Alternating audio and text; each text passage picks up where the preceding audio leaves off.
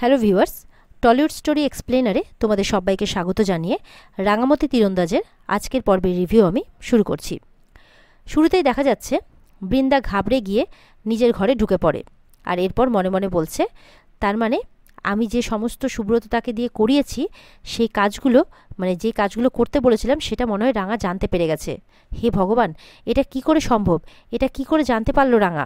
ভাবতে ভাবতে হঠাৎ করে তার মনে পড়ে সুব্রত তাকে তো সে অনেক কটা ফোন কল করেছে, অনেক ফোনে কথা হয়েছে তার মানে সেগুলো রেকর্ড হয়েছে।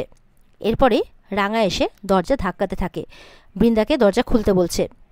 আর এটা দেখে শুনে তো বৃন্দা একেবারে ভয়ে ঘাবড়ে গেছে, একেবারে ঘেমে চুমে কান্নাকাটি করে মানে একেকার অবস্থা। রাঙা বলছে, দেখ বড় বৌদিদি, তুই যদি ভুলভাল কোনো সিদ্ধান্ত নিস তাহলে তোকে সারা জীবন পস্তাতে হবে। তুই কিন্তু পালাতেও পারবি না, অন্য কিছু করতেও পারবি না। এই বলে তাকে দরজা খুলতে বলছে আর বারবার করে বাইরে বেরিয়ে আসতে বলছে। এরপর পরে একলব্য, পাঞ্চালী, অদিতিও সেখানে এসে পড়ে। একলব্য রাঙাকে দরজা ধাক্কাতে দেখে তাকে জিজ্ঞেস করছে, তুমি দরজা ধাক্কাচ্ছ কেন? আর সাথে সাথে এটা আন্দাজও করে ফেলে যে নিশ্চয়ই এই সব কিছুর পেছনে বড় বৌদিদির হাত ছিল। রাঙা তখন তাকে বলছে, একটু দাঁড়া উড়নবাবু, আমি তো তোকে বলছি, আমি তোদের সকলের সামনে আজকে সব কিছু পরিষ্কার করে দেবো। তুই ভাবছিলি না যে পুলিশের সঙ্গে মিশন করতে গিয়ে বড়বাবুকে আমি তীরটা মেরেছিলাম? না রে, তীরটা আসলে কে মেরেছিল আমি আজকে সেটা সকলের সামনে প্রমাণ করে দেব। আমাকে শুধু 5 মিনিট সময় দে। এই বলে আবার দরজা ধাক্কাতে থাকে আর বৃন্দাকে বলছে, তুই কিন্তু বাড়ি থেকে কোথাও পালাতে পারবি না বড় বৌদিদি। এই বাড়ির চারপাশ দিয়ে পুলিশ ঘিরে ফেলেছে, তোকে যদি কেউ বাঁচাতে পারে সেটা একমাত্র আমি। ওদিকে নিচে সবাই বৃন্দার অপেক্ষা করে যাচ্ছে। একলব্যের মা বলছেন, বৃন্দা কোথায় গেল, এখনও আসছে না কেন? বরদা বলছে, ও তো আমাকে বলল যে ওয়াশরুমে গেছে, তোমরা নিচে যাও, আমি আসছি। ঠিক তখনই তারা সবাই রাঙার দরজা ধাক্কানোর আওয়াজ শুনতে পায়। ওদিকে বৃন্দা ঘরের ভেতরে ভয়ে কিন্তু কাঁপতে থাকে। শেষমেশ দরজাটা খুলে ফেলে। রাঙা তখন বৃন্দার হাত ধরে তাকে টানতে টানতে নিচে সবার সামনে নিয়ে আসে। তার পেছন পেছন একলব্য, পাঞ্চালী, অদিতি এরা সবাই আসে। এরপরে রাঙা এরপর বৃন্দাকে উদ্দেশ্য করে বলছে, এই নোংরা মানুষটাকে আমি বারবার ক্ষমা করে দিয়েছি, তোরা সকলেও বারবার ক্ষমা করে দিয়েছিস, কিন্তু এই মানুষটা এই পরিবারের কেউ নয় রে। এই বড় বৌদিদি এই বাড়ির কাউকে ভালোবাসে না, কাউকে না, এমনকি বরদাদাবাবুকেও না। বৃন্দা এরপর রাঙাকে বলছে, দেখ রাঙা, সুব্রতদা কি অন্যায় করেছে সেসব আমি কিন্তু জানি না, কিন্তু আমি কিন্তু কিচ্ছু করিনি। কেন তুই শুধু শুধু আমার নামে দোষ চাপাচ্ছিস? আর একলব্যের মাকে বলছে, আপনি ওকে বারণ করুন, সবসময় আমার ঘাড়েই কেন দোষ চাপায়? কি করেছি আমি যে আমাকে এরকমভাবে বলছে বলুন তো? এরপরে রাঙা প্রমাণ হিসেবে তার মোবাইল থেকে বৃন্দা সুব্রতদাকে ফোন করার সময় যে কথাগুলো বলছিল সেই ভিডিওটা প্লে করে। এরপর বাড়ির সকলে এক এক করে সেটা দেখে। রাঙা এরপর বৃন্দাকে এসে বলছে, বড় বৌদিদি, পুলিশের কাছেও কিন্তু সব প্রমাণ আছে, আর তোর ওই আরেকটা নাম্বার সেটাও কিন্তু পুলিশ ধরে নিয়েছে। সেই নাম্বারটা থেকে ফোন করে তুই কি কি বলেছিস সুব্রতদাকে, সব কিছু কিন্তু পুলিশের কাছে আছে আর পুলিশ রেকর্ড করে ফেলেছে। তুই যে অন্য একটা নাম্বার ইউজ করছিস, অন্য একটা নাম্বার থেকে ফোন করছিস, সেটা কিন্তু পুলিশ অনেক আগে থেকেই জানে, অনেক আগেই সেটা ধরে ফেলেছিল। আর তোর ঘরে নিশ্চয়ই সেই 2 নম্বর সিমগুলো অনেকগুলো রাখা আছে, সেই সব কিছুও কিন্তু খুঁজে বার করা হবে। আর তুই আজকে তুই মহা ফাঁসা কিন্তু ফেসে গেছিস। এই বাড়ির একটা লোকও তোকে আর ছেড়ে কথা বলবে না। তুই যেই থালাটাই খাস সেই থালাটাতেই তুই ফুটো করলি।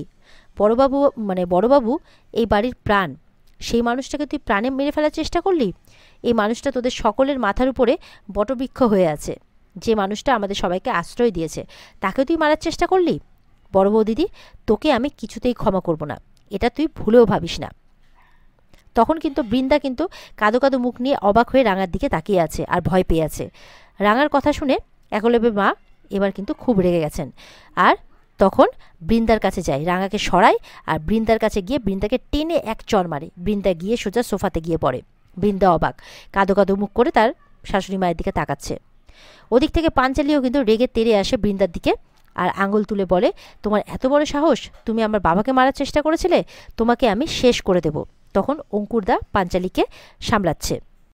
অঙ্কুরদাও কিন্তু খুব রেগে গেছে আর পাঞ্চালীকে বলছে, শান্ত হও, একজন একটা নিচ কাজ করেছে বলে তুমিও কি এত নিচে নেমে যাবে ওর মতন? তখন পাঞ্চালী বলছে, নিচে নামবো না তো আর কী করবো অঙ্কুর, ও আমার বাবাকে মারার চেষ্টা করেছিল ওই মহিলা। একলব্য এরপর রাঙাকে বলছে, কি হলো রাঙামতি, দাঁড়িয়ে রইলে কেন?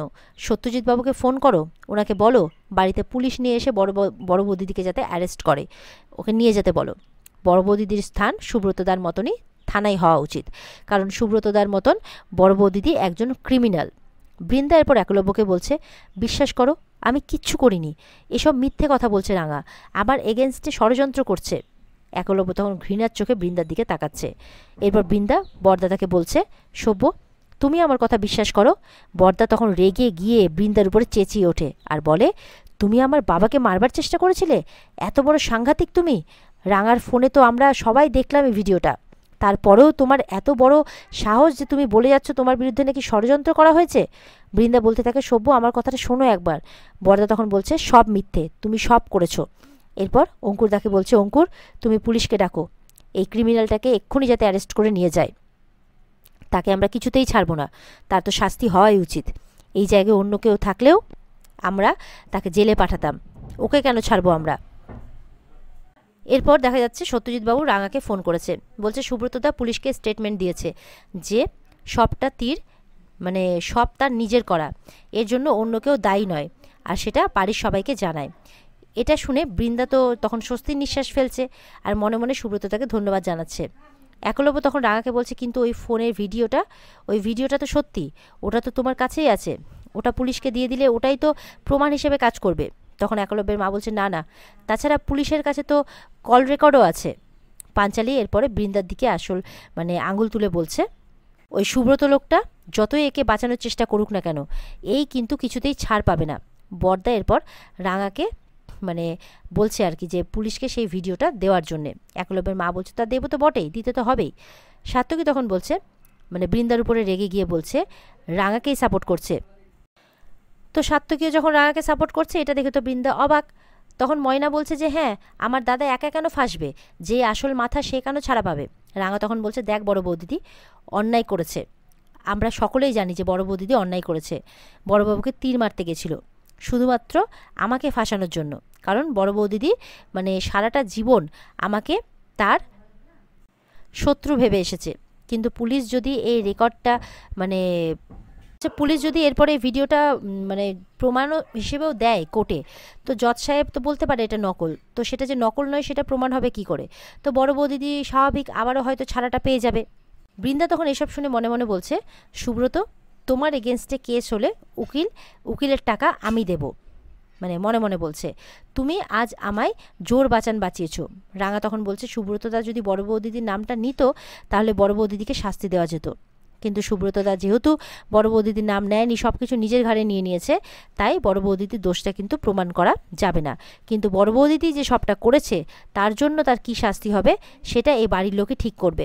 এরপর বৃন্দাকে গিয়ে রাঙা বলছে, তুই আমাকে চিরদিন এই বাড়ির কাজের লোক বলে এসেছিস, ছোট করে এসেছিস, উড়নবাবু বউ হওয়া সত্ত্বেও তুই আমাকে কোনোদিনই এই বাড়ির বউ বলে মেনে নিসনি, কিন্তু আজ এই বাড়ির লোকটাই সিদ্ধান্ত নেবে, বিচার করবে যে এই বাড়ির জন্য তুই কি করেছিস আর আমি কি করেছি।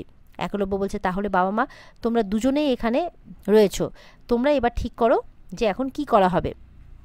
বৃন্দা এরপরে একলব্যের সামনে হাত জোর করে বলছে, আমাকে আরেকটা সুযোগ দাও। বরদা এরপর বৃন্দাকে ধাক্কা মেরে বলছে, বেরো এক্ষুনি বেরো এই বাড়ি থেকে। তখন বৃন্দা বরদাকে বলছে, সভ্য আমাকে ক্ষমা করে দাও।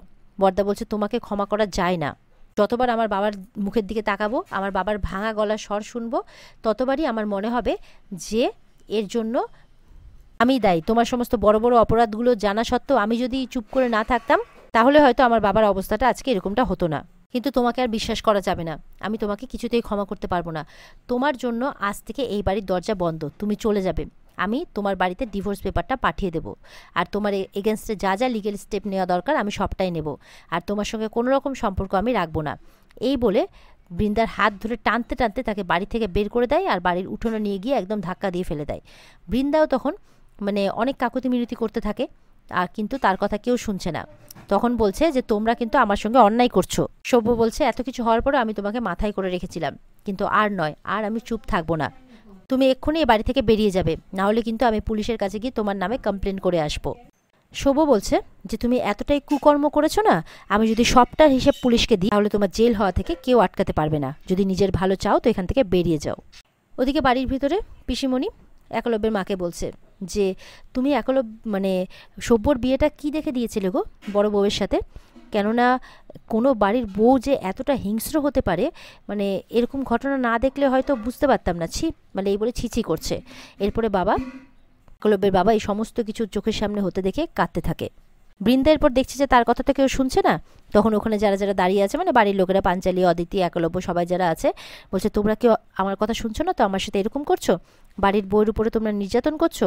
তোমরা শুনলে না রাঙা কি বললো? পুলিশ তো আমার নাম নেয়নি, তাহলে বাড়ির বউকে কিভাবে তোমরা বের করতে পারো? এইভাবে তোমরা আমার জীবনটাকে নষ্ট করে দিচ্ছ।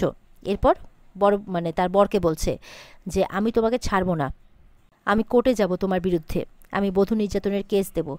খুব ডিভোর্স করার শখ না তোমার? পারবে আমায় খোরপোশ দিতে? আমি 5 কোটি টাকা দাবি করব, পারবে? কিচ্ছু পারবে না দিতে। তোমার ব্যবসা তো লাটে উঠেছে, দোকান তো একদম বন্ধের মুখে। বর্দা কোনো কিছু পরোয়া না করে বলছে হ্যাঁ যাও যাও, বেরো ওখান থেকে, বাড়ি থেকে বেরো।